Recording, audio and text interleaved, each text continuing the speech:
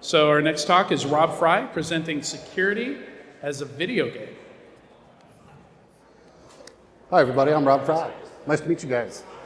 I've been in Knoxville about 20 years. I was so excited that I got selected. Haven't been out of the house much the last few years. Anybody else have that problem? No? I'm here today to have a very, again, serious conversation about video games. Whenever it loads, because you need an internet for that. Anybody like caffeine? Raise your hands. Caffeinated beverages. I love me some caffeinated beverages. I hope y'all don't mind, but I brought my own. I've got an extra if anybody wants it. We can share stories and talk about video games. All right, so about me. I've been in the industry about too long. More than 20, less than 30. Got to do all sorts of really kind of cool stuff. Mostly on the defensive side. I think there might be a few red teamers in here. I think I've heard some conversations and some presentations. Today's conversation it's both interesting, but it's not super serious. We're going to talk about how we broke in. We're not going to talk about how stupid people are. Well, we might talk a little bit about how stupid people are just because we're in security. So where I'll start, though, is y'all probably never seen me speak before, but every presentation I ever do, I do a disclaimer. There's a reason why I do this. There's actually 3 reasons why I do this. The one I usually tell people is I work on all sorts of research and other kind of interesting stuff. And sometimes I'll do a presentation at a conference one year and people will that was really cool. We went off and did it. And I'll show up the next year and I'll be like, yeah, no, don't do that anymore. That was stupid. And then they get mad at me. The other reasons are usually legal, and maybe after drinks, if you get me enough, I can probably tell you about those. So where did this presentation start? So I think the year was probably 2017. I was at a security conference around the bar, having conversations with some CISOs and some other folks. And we were talking about the challenges that were affecting security at the time. All right? So 2017. What were the problems about 6 years ago? Anybody? Do we have enough people in security? Was it easy to get hired? Did we love our security products? Yeah? So a lot has changed in 6 years, is what you're telling me? Yeah, it's all gotten better. What was interesting for me is what happened out of that conversation is I got put on this freaking weird-ass trip. Not that type of trip, by the way. It was this other trip, although I'll tell you, there's other conversations for that. That's after drinks, too. I started meeting cognitive PhDs. Anybody ever know any cognitive PhDs? You know what these guys do for a living? They learn about how you learn. And what was really interesting about that is when I met them, they were like, well, what's your problem? And I was just like, well, I've got people that are really smart, have been doing stuff for 20 years. And I got people that aren't. And I'm trying to take the people that aren't, and I'm trying to turn them into this. And they're like, oh, can we meet them? I was like, sure. And then studies and research and other colleges and all sorts of other things happened after that. And some interesting lessons kind of came out of that. So here's the analog. If you sat down, you probably saw that this was, security as a video game. So we're going to talk about video games. Oh, wait a minute. I'm not going to ask you that question just yet. Gratuitous flash screen before we begin. I don't do memes, by the way, so if you were looking for that, I thought about it. I almost did it. Research. Oh my God, the amount of research. I'm not talking about security research. I've done security research. Y'all done security research. We know people that do security. This is video game research. You know how much video game research is done out there? Compared to security, it dwarfs it. It absolutely dwarfs it. We know all sorts of interesting things about you people. So let's do a show of hands. Where's my hand? Oh, there it was. Show of hands. Show of hands. Be honest. Who plays video games in this room? Because if it ain't higher than 90%, you're lying. 90%. 90% of people in security play video games. 60, 65 in the last 24 hours. That sound about true? It's like, oh, maybe believable, maybe not. Yeah, no, it's believable. You sit down. What's that? What? Last 4 hours, yeah. On the plane here, in the hotel. Like, I don't want to know what you do in your personal time, but I think we all play video games pretty much all the time. And it's so much more than that, right? So my path ended up having me interact with NSF and Hewlett Foundation to help certain PhDs get funded for research. I got to interact with the Facebook team, specifically with the Oculus team, because you know what cognitive PhDs use in order to learn about your brain? VR. It's like one of their go-to tools. They hook you up to a whole bunch of electrodes, they threw a VR thing, and then they start throwing things at you, and they start asking you questions and asking you to do things. They learn all sorts of crazy things from it. And this taught me all sorts of different things. I had an opportunity to go to Penn State. They have this big dome, big white dome. It's a VR dome, been there for a really long time. It's owned by the US Army. The Army pays for the research. Penn State's been doing it for a really long time.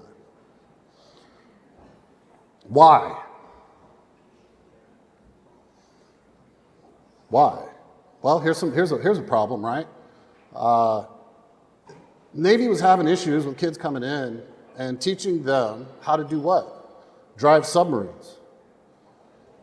So all the PhDs get together and they're just like, well, why don't you make the controls more like a video game controller and see what happens? The Army, because the Army's always second to the Navy, sorry if you're an Army, my bad. But it's true, the Army followed the Navy and they started experimenting with tank controls that were like video games. Learning curve starts to go down. Why? It's all about how you learn cognitively. America's Army. How many people played America's Army back in the day? I don't even know if it's still out there. Like, this was one of those ones where it was just like, we're going to test you on all sorts of things that we believe in, and if you screw that up, we'll know about it, and then when you try and come in and get into the military, we'll be like, no, thank you. But if you do really well at it, like, you could potentially get a higher rank, grade. I'm not sure how that actually worked. All right, so then there's this 2 kids on a couch study. Don't worry, the kids are coming. It'll be here in just a second. This was a really interesting study in that what they did is they sat one kid down playing a video game right next to another kid. Now, one kid is an expert at this game, been playing it for months, weeks, years, whatever kind of case may be. And then they set a kid down next to him. What do you think happened?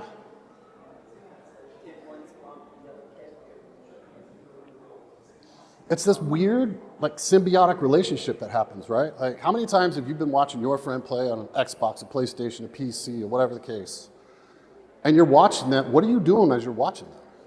You're learning.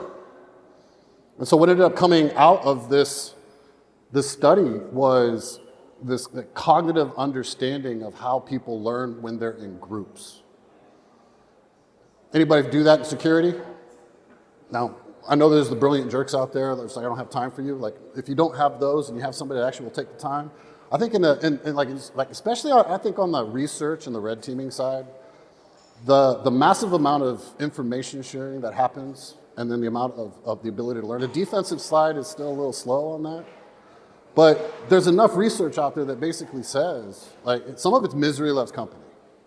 I remember, like, back in 2009, I was working at a tech company, and Chinese decided to come into town and just smack the shit out of all of us. That was called Operation Aurora, and I was working 100-hour weeks. I was learning a lot on the job. I was pretty miserable.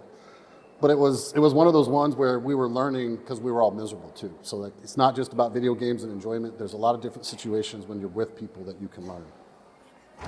So Norton Meyer, he talks about it this way. This very, like, cerebral thing. I could never come up with anything like this. I'll let you read it because I'd probably just butcher it. But it talks about, like, your brain can get smarter. These things are applicable. Anybody got a parent out there that's just like, brain's gonna rot your brain, or games are gonna rot your brain? Like, can somebody find me a piece of research that's come out in the last 5 years where that's true? Because pretty much everyone that's come out in the last 5 years has basically said video games, good. Multitasking, cognitive function, hand-eye coordination, over and over and over and over again. There's all these benefits. Now, what we're going to talk about today is RTS games. Any RTS game players here? Oh, we got a few. So I haven't really touched one, I'll be honest, since like the late 90s. So Command and Conquer, StarCraft, et cetera, et cetera. But as I was doing this research, it was super interesting to understand security and then watch how you play these games. All right, so mental note number one. Video games can be an analog for real life jobs. We're going to get more into that. It also has the ability to improve yourself and others around you. Mental note. All right, here we go. Next splash screen. Is everybody's like reminiscing right now? Like it's like, oh, I know though. I played that one, I played that one, I played that one.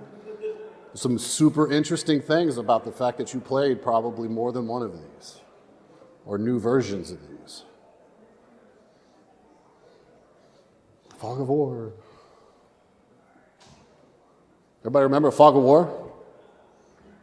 Like whoever invented it, I don't know if it was Sun Tzu, US military, whatever, but the concept, if you don't know what it is you don't know what's out there and you need to go figure it out. Okay? Now put your controller down and go, if you work in security, go work in security. What are you doing every day? Do you know what's out there? Do you know what your service attack footprint is?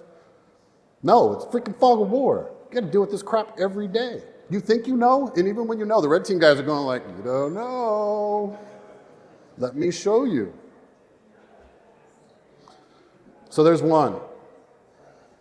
Here's something that's interesting though, and we're going to diverge a little bit. This one's more about, we're starting to get into something called a design principle, right? What do all of these games have for the most part? Most of them all have this. It's a mini-map. Why do they have a mini-map? There's another concept called situational awareness, right? I need to know what's happening here because I'm focused here, but I'm being taught multitasking by being aware of what's happening in other places by showing me a condensed version of information that's there. Command bar, same thing, right? Now one of them was all like cutesy and probably 30 years ahead of their time, and they're just like, we're going to throw it up along the right-hand side because we're cool. Now, these are design principles. Now, what was one of the interesting things about this, though? I don't know if you I didn't think about this until I was old, and I'm doing research on it now, right? Version 1 came out. You came in here, learning curve, figured it out pretty quick because it's pretty intuitive. Version 2 came out. You couldn't wait to get your hands on it. Minor learning curve. Why? Because the design principles didn't change that much between versions. Then one of your friends was playing a different one. And you were able to go download that or get it off a Ware's site, maybe buy it, whatever, whatever floats your boat. And that brand new game that you've never played before, you are able to get proficient at it quickly. Why? Because the design principles in these things didn't change very much. So let's stop there for a second. Let's just go ahead and don't cross your arms over your chest and block the mic. Here's some similarities between security. I came up with these. So attribution, this did not come from research. I literally put this together. And to me, it's super freaking funny how close playing RTS games is to security. Literally, security is a video game, and a video game could be security. And I see some of you taking pictures. There are differences, obviously. The differences, interesting. More on the downside for the security operator than it is for the video game player. If I'm in video games and I get killed, new life, start all over. You get pwned, get all your drives encrypted, you get all your customer data downloaded. Sorry, that's just too bad. Mental note number 2. RTS games are good at analogy.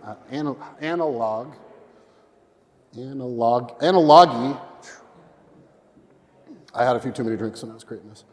But also what's interesting is we're naturally attracted to good design principles. Now, another footnote down there was research done around 2018. I can't remember exactly who did it, so I can't give proper attribution, but it was basically talking about people understanding that RTS games were a good kind of overlay to security. And they started to ask the question, and there were initially positive results around RTS games, and it like started to become hiring questions. And I don't know if it's still done. I have not kept up on that research. But it was interesting to me in that there are a lot of, if you think about it, you're a kid in college and high school and whatever the case may be, and you go out, you're trying to get hired. They're looking for skills. We don't have any. So what do you come in with? Well, I got all the certs. How many people care about certs in this room? Well, if you're probably 30 years experience like me, I don't give a shit about certs. But they're everything to somebody who's really young. Well, what's another thing that you could potentially use? I know a guy that got hired at Yahoo, of all places, because he was some master dwarf elf in some video game and he was the head of his clan. Literally, the reason he got hired, he put that on his resume, and it was the reason he actually was an employee there. Sometimes we have to rethink how we do things. While it sounds funny that we would include video games inside of that, is it really that crazy? All right. Now it's time to get nerdy on you. Who here loves design principles? We got any artsy people, creative types? I got one. I got some, yeah, okay. Not surprising. Not surprising we don't have a lot of creative types in here. So design principle is essentially a set of what? Values. It's what defines your product, right? Quick example. I want to use red. Okay? Well, if you have two designers that want to use red for different things, that's a bad design principle. It's going to make for a crappy product. Red, some of it is nature, some of it is nurture. We just are just wired to know that red is bad. What about circles, squares, triangles? I could sit here and do all sorts of things in front of you. I won't. Well, I will a little bit. To show you, like, design principles are just super interesting things. Another quick fact about me, I always put a matrix thing inside of my presentations. Don't believe me? Go back through all my presentations for the last many years. This one was kind of relevant because the matrix was a design principle. That's essentially what it's saying. It's just everywhere. Are we ready? We're going to do examples. Who's ready? Everybody awake? Everybody's listening. I like this. Everybody's kind of listening. I see some heads shaking. That's not all that's there. That's all that's there. Is there anybody in here who doesn't know what this means? Raise your hand, please. We won't make fun of you that bad, I promise. All right, this is a design principle. You see it everywhere. It doesn't even really need to be taught. You just know it. It's red, it's that shape. I mean, heck, man, just with the color and the shape, you know what it means. You don't have to put a word in. I mean, you could change the word. Still means the same thing, even if you don't speak Spanish. I could put a hand up there. I'm changing the design principle, but does it mean something different to you? No. Okay. Design principles are everywhere. You see these things every day. You're not even thinking about them. And if you're not thinking about them, it's because they're really, really, really, really good. All right, so many years ago, I had a 45-minute drive home. I would do one-on-ones with my employees. Weird shit happens, right? See if this has happened to you before, right? Jump in the car, throw my headphones in, start, make the call. 40 minutes later, I get off the call. I'm pulling up in my driveway. Do I remember the drive home? No. Why? Muscle memory. You have cognitively done something so many times, the design principles are so strong that your brain offloads cognitive function to your subconscious. You literally can you can do a complicated, dangerous thing, not think a thing about it because of really good design principles. It's amazing. Anybody here had that happen to you? Yeah, it happens to everybody. All right, now we're going to do some thought experiments. By the way, I have cameras all around the rooms and there's electrodes in all the seats, so I'm like taking in data right now from everything that you say or do. Another design principle, easy one, right? Let's say I change it. Is this confusing to anybody? Do you, like, driving up on this thing, you're like, oh my God, it's horizontal instead of vertical. Probably mess with me a little bit, but not I wouldn't know what to do. Yeah, there's lots of places that have these around the country, right? I mean, I could reverse it. Are you going to get in an accident? All right, dang it, I should have thrown that in the addendum. We're not going to get into visual disabilities in this particular one. I care very much about that. I do a lot of work with that. If you're colorblind, there's a different presentation that happens 3 hours from now with alcohol. All right. So we all agree colorblind. But let's just assume before I go to the next slide, let's say nobody here is colorblind, just as, otherwise it takes the oomph out of the next slide. What would you do if you came up on a light and it looked like this? I would be very nervous. Now, if I know if it's in the middle, I think I know what to do. As long as like you didn't switch the order, maybe I know what to do. Maybe. Thought experiment number 2. Anybody want to tell me what was on the screen?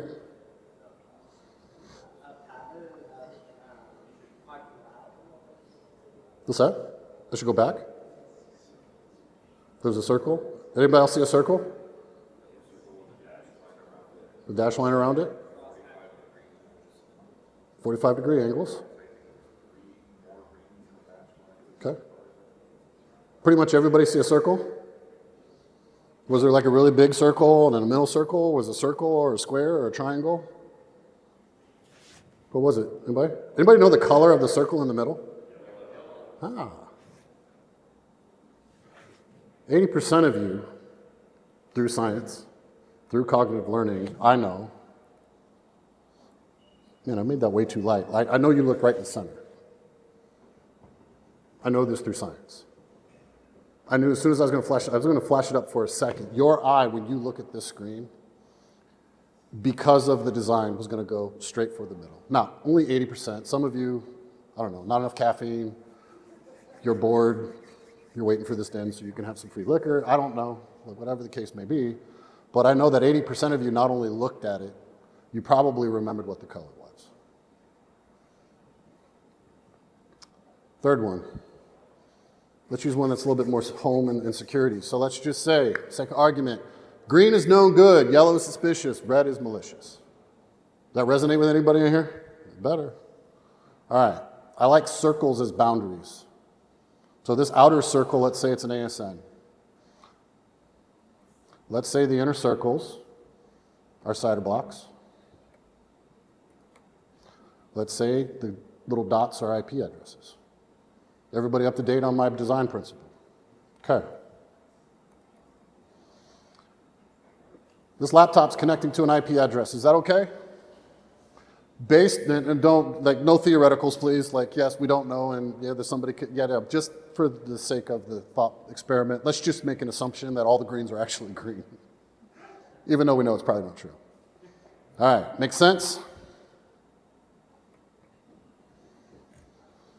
Is that green dot that laptop is connecting to, is it okay? It's still, as far as we know, right?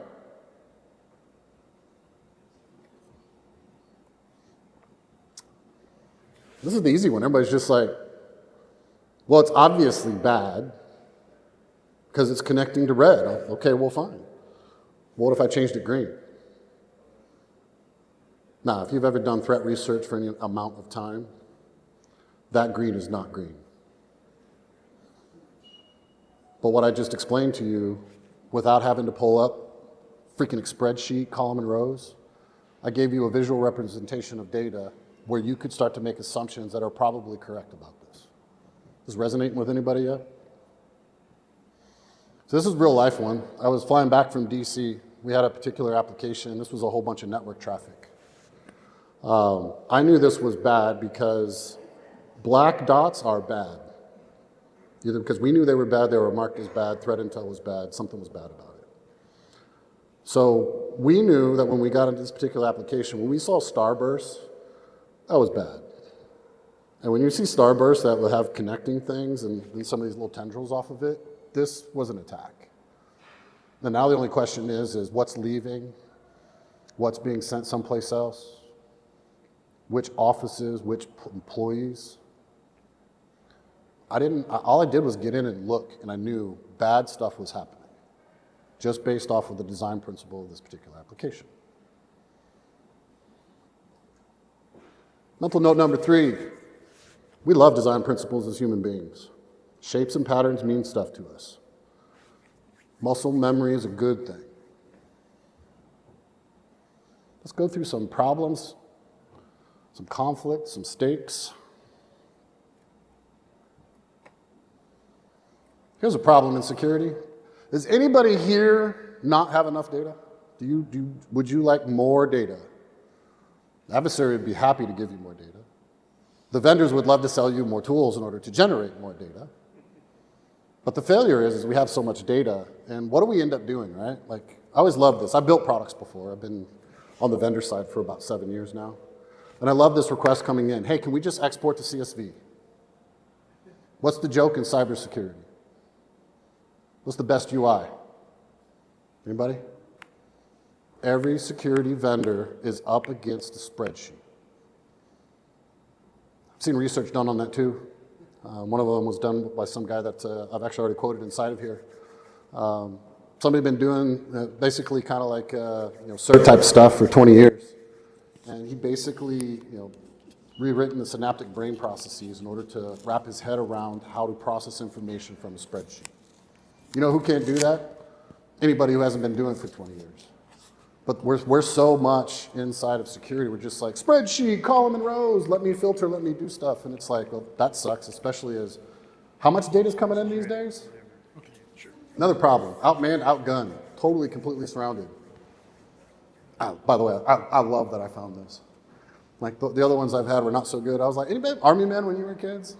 Do they make those things still? Yeah, so it's a hopeless feeling if you're a defender.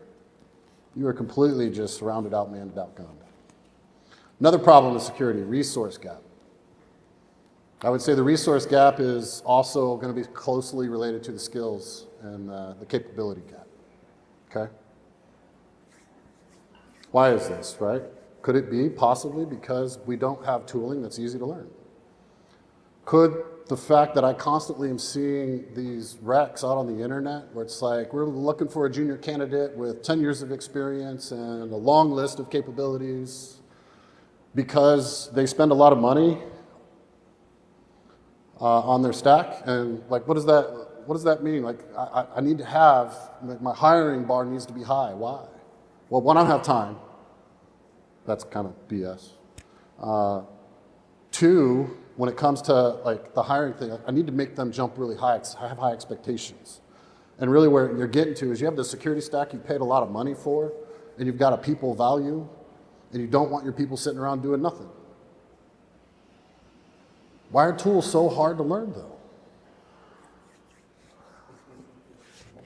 Not calling anybody's names out, I think as far as I know for the most part. Yeah, some of them are Kibana dashboards, that's fair game. But like, the UIs that we create do not have solid design principles. They're not easy to use. I think, when was the last time a pie chart or a bar chart was helpful for anybody else other than the CISO? Like, does it have useful information? Yep. Maybe. In your day-to-day work, like, is that what you just can't wait to get into the office to look at that bar chart to see if it moved? The line chart, the pie chart, like, that's not a good design principle for security. It's good for statistics, but not for something that can change as quickly as Absolutely correct. If I'm an accountant, it might be useful. Security, not so much. I get tired of the requests when I'm building products too. It's like, hey, I need a pie chart right here. I'm like, how about I give you the ability to download it in CSV and you can create your own pie chart. Anyway, mental note, a lot of them. I'm not going to read through all of them. All right, so question. Why should we bother improving security? It goes something like this. So that we shouldn't, or that we don't want to suffer any more stupidly than we have to. And maybe that also helps us with our coworkers and provides us with the capability of actually using a tool for what it was meant for people of a broad set of skills and not the most advanced people at work. Here's an interesting one. I've gotten, one of the ways I've gotten to where I'm at in my career is I don't focus on one business vertical. I've worked in a bunch of business verticals, And what's interesting about design principles, and I've kind of showed it to you here today, is other business verticals, and this is like one of the cool things, like some people are just like, yeah, design principles, security, it's stupid. I'm just like, well, here's a high-speed financial trading app. Seems to be pretty important to them. Financial guys spend crap tons of money on design principles because they know that a microsecond, a second, a minute, being able to understand what's up there, there's a crap ton of information up there to make a decision. It's super important. Healthcare, you know how much money healthcare spends to make better UIs? I go and I talk to design students in college. You know where they want to go? There's the video game ones, we won't talk about them. Financials and healthcare. They're bleeding edge. There's a lot of design principle, there's a lot of talent there for this type of stuff. Anybody know this one? That's right. I put it up here because I was building a product back in the day, and Chris, the guy that actually wrote this, I was able to bring him in as a contractor. Now you might be, but that's fake. And I'm sitting there like, no, like I've talked to designers, the guy that did Tron, like if you go through the problem, like these guys literally will be like, what am I trying to do here? They will go through an entire iterative process. And if you think of what this product here that's fake is supposed to do, from a design perspective and a design principle perspective, it's amazing. These guys actually, like the reason they wanted to work with me is they're just like, we don't understand why security UI sucks so bad. It's like everybody just goes down and downloads Twitter Bootstrap and changes the bar from the left or to the top in some colors, throws in some pie charts and bar charts, and you're done. They're just like, why can't you do this? This would be so much easier for people to learn. Here's another one. Automotive industry and health, what are they doing a lot of right now? Spending crap tons of money on AR and VR. I think any vendors that I've seen in the security world that have tried AR or VR, it's a gimmick. They're trying to get you to come to their booth so that you can scan their badge, but there's actually real world applications. I'll show you a slide here in a minute to kind of put a point on that. It's actually this one. What do you see there? You know what I see? I see a real-time strategy game. That's exactly what I see. Like I've sat back and done thought experiments with different people where it's just like, if an RTS is a video game, like I need somebody who's kind of like these people right here. They're seeing everything. They're clearing the fog of war. They're communicating with the troops on the ground. Troops on the ground, they're going to have all these different displays. Augmented reality, all these pardon me? Plus, they also have better access to terrain levels, which could give better ideas about different positions. It's massive amounts of data, situational awareness, operational intelligence. I mean, they're spending a crap ton of money on this because it's valuable. So mental note number 5 is that it can be done. Don't let anybody tell you that it can't be done. It can be done. It's being done all over the place. It's not being done in security, which will be kind of the punchline here. The reason it's being done in other business verticals is it's motivated by need, money, capabilities. Improvements are understood. These new UIs have value. They provide competitive advantages. I'm not talking about pew-pew maps in security. I know those companies. I've shamed them. The sexy UIs are, I mean, there's a marketing aspect to sexy UIs. Let's just be honest. But if it ain't functional, don't mean a thing. All right, we're at the conclusion. I can tell many of you are either thinking or just like waiting for another punchline, trying to figure out how many drinks of this monster I'm going to take. So RTS is good for security, right? I would like, seriously, for kids coming up, high school, college, if they're playing RTSs and they like it, I would tell them consider a career in security. Absolutely. Talk to college kids all the time, I love it. They have consistent design principles. Why? Because the people building them know that they're important. Security is hard enough. Why are UIs the bottleneck? And then that last one, which is kind of like a really big one coming out of this, is why don't you expect more from your vendors? Don't set, like the standard status quo for security right now is I'm a startup, I'm gonna go hire some kid out of college. If not, like get an intern out of college to build my UI. Is that really what you want? Like, this should be a question, I think. Like, what is your product to do? It does all of these things. Ignore the MLAI stuff. Who do you have building your UIs? What are their design principles? How are they going to help us? All right, closing. Game's over. I'm here for questions. Hopefully this was entertaining, if not just a little bit thought-provoking, but regardless, you'll probably see an update to this presentation in about 5 years, only because there's a whole bunch of research that's being done. So if you have any questions, I'm happy to take them. Yes, sir. So we all have a gazillion security vendors, and I don't want to have to go into each portal all the time. So isn't this really just a call for someone like Splunk to build better visualizations? So I didn't quite hear the whole thing there, but it's like, why Splunk? Why does it Splunk do this? No, the first part was we all have tons of security vendors. Right. And so I don't want to have to go to like 20 different tools where each one is trying to build better UIs. Like I literally... Just say single pane of glass. Single pane of glass. Oh, I hate that word. It's a myth. It's actually been proven to be a myth. There was a research done by, I don't know, some smart security company, 1,200 respondents. And has anybody ever seen a single pane of glass? Anybody? Single pane of glass work in security? Anybody? 30 years I've been hearing this term. It's not just single pane of glass though. It's like every vendor tries to build their own query language and it sucks. Yeah. SPL in Splunk is, or whatever your SIM of choice is better than that. So that's the other reason. It's not just like getting the data to visualize it. You have my permission, and you can tell them Rob Fry sent you, to where when startups come and like they invent terms that don't mean anything, and you know that they love to invent terms that don't mean anything, or they come in and with new design principles that are conflict to what you're like, smack the crap out of them. Like it's not helping you, right? Like, would you rather play an RTS game that plays like a security game, or would you rather have whatever the garbage is they're giving us right now? Right, and it's not that like, I worked on an email security company a few years ago, right? Did I spend a lot of time in the UI? No, why? Did research.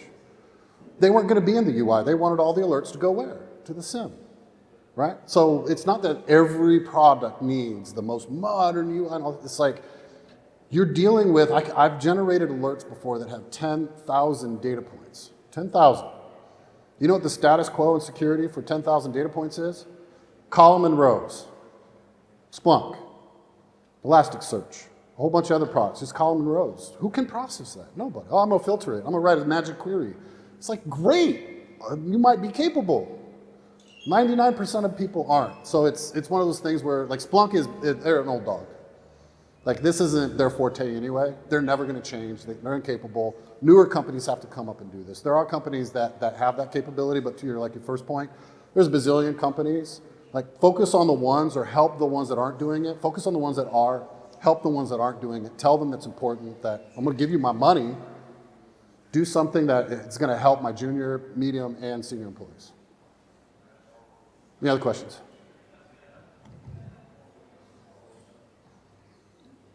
Wow, I dropped the mic on that last one.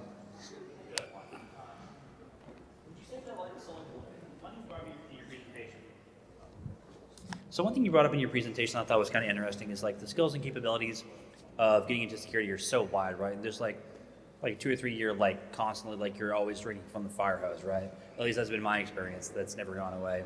So like security is a video game, like teaching those skills in a video game format, like would you say CTFs are maybe like the most efficient way of teaching those? Or like what research have you seen that's like the most efficient way of teaching those kind of skill sets? Does that make sense? I mean, it does. CTF. This is kind of gamified, right? Yeah, it is. It would be a different type of design principle in that, I mean, one of the things I love about people that do CTF, it's also the reason why they're really good at lock picking, patience. They have patience, they're persistent, right? On a lot of the CTF and the red teaming side, this is more for the defensive side. It's more about the unknown and the known unknowns, and then just beating the shit out of things in order to see what comes back. And that's a different design principle than I'm being attacked every day. I have bazillion data points coming in every day. How do I make sense of that? So I would say it's more hyper-focused. I think a command line for a lot of that makes a lot of sense. I think the information coming back, maybe if I'm doing scanning, different types of maps around what information, like if I'm doing a random search on the internet, or if I hit a CIDR block and I'm able to pop somebody and then I want to do a map of their internal network, I think some visuals could definitely help you move faster from an offensive side. Some design principles would hold up, but it is a different beast to try and do it from like a CTF side for sure. So I'll ask a question. So vendors are hiring designers. They're hiring experienced product managers. Like where's it falling apart? What are they missing? What are they doing wrong that results in bad UI when they're hiring professionals that should know better, right? That is a great point. I need to go back and edit my freaking slides because I actually did not talk about this. So thank you for bringing this up, Adrian. Design is a skill set, and it's a very, very specific skill set. You have to be taught. It requires, so at a product I did several years ago, I didn't want a designer that was from security. I wanted somebody that, specifically at the time, from all the research I'd been doing, I want somebody from the gaming industry. Hired this kid out of Blizzard. You know what he was doing there? Building web pages. I looked at his art page. It was freaking amazing. I was like, can you do this? He was like, yep. What was really awesome about that is it proved 2 points. One, there's all sorts of really great talent in these other business verticals that aren't able to climb up because that particular business vertical is crowded. And so people like me, what are we doing? We're going to go steal them away. So if a minor, to your point, movement the last year or two is you're starting to see design being taken seriously in cybersecurity. My friend, that guy that I hired from Blizzard, I think he now works at one of the cloud sim vendors. He's getting paid what he should be getting paid. Designers weren't getting paid very well in cybersecurity. So there is a value. It's slow. I'm not saying this is going to take a year or two. It could take a decade or longer. But there are subcurrents that are currently happening to, kind of what you're saying. Security people are feedback loop. They're one of the most important feedback loops, right? But the designer has to be the one that says, here's what a design principle is, and here's what I'm going to show you, and then they need to validate it. And pretty much everybody in here are the ones where if you ever have a chance to do an A/B test, like a whole bunch of wire diagrams, you might not have the patience for them. I actually love them, but it actually helps establish what the design principle actually is for that company. It's really worthwhile. Any more questions? Come on, let's do more questions. More questions so we can't go drink. Sorry. It's probably not really a thing, is it? Go ahead. Your presentation did not directly address the changes in design philosophy for accessibility, especially for disabilities and neurodivergence. Yep. One of the things that I've been reading in the research lately is how when you make something accessible for a minority group of users, it becomes more accessible for the whole group of users. Mm-hmm. Do you think that we're going to start seeing behavioral studies going into things like a single pane of glass or something like that, and actually changing the way in which we think about processing data? Because data scientists have been doing this for 25 years. Why are we so far behind? I mean, a lot of it's money. So like one of the challenges with being able to do this inside of cybersecurity is the amount of revenue that it's going to generate based off of doing that's much less than some of the other business verticals. Money, it is what it is. The other part to some of that is you could almost do an entire presentation just off of accessibility because of how complicated and complex it can actually get. What type of disability, what type of data you're actually getting into.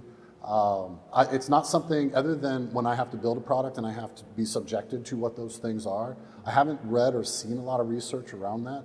Most of it's done by government, it's done by healthcare. So when it also comes to security data sets, there's not going to be a lot of research out there as well.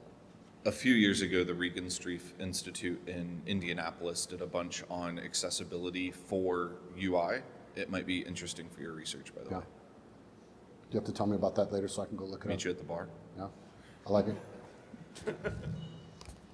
Anything else? So basically, just wondering if there's ever a time or a situation where you may choose more robust data over better design principles, and kind of how do you balance that trade-off between I love that question. good UIs and better data? I call this a 7 steps kind of philosophy of design principles, right? Like, let's say I have 3 people. One's junior, one's medium, one's super senior, right? There's a massive amount of data set, right? Hundreds, thousands. What is it that all 3 of them, when they come into a UI, that they need to see? What do all 3 need to see? How do you get that consistency, right? Now you go to the second step, okay? I got to understand the first, the second, the third user. What's the first user? If the initial information I give them is not enough, and this, you'll start to hear some design people talking about like UIs need to tell a story. You're coming in and you're either being taught something or you're asking something. And you need the right information at the right time. Okay, cool, like you just told me something. Let me ask a question back, additional information. What's at that second level that all three people need to see, right? Usually what you see in a lot of products today is, here's a column and row, here's some initial information, I click on it and boom, it just inundates you with all sorts of stuff and scrolls and all that type of stuff. For me, what I've found in the research I've done is it doesn't usually go more than 7. And what happens as you get further along, eventually where you're gonna get to is you're looking for something and like you need to go swimming in the data.